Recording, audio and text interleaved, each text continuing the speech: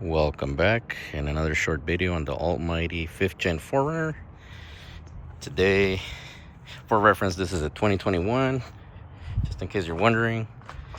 Today we're doing the front and rear end transfer case differential oil. I will be using the Mobil 1 7590.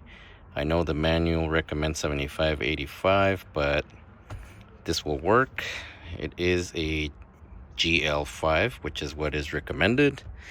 Transfer case recommends 75 flat weight, but you can always go a little harder, which is going to be the 90 on higher temperature. You're just going to lose 0.5 mpg. Big deal. I'm already at 13.8, so 13.2 is not going to make a difference, not going to break the bank. As you can see, I already started pouring out the rear one. They were fairly loose, not too tight. Do your research for the torque.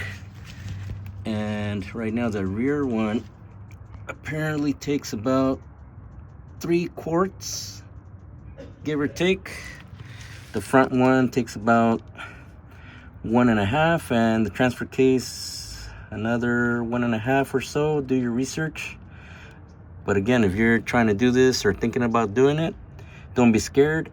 If you want to see more videos about it, I recommend watching the Car Care Nut.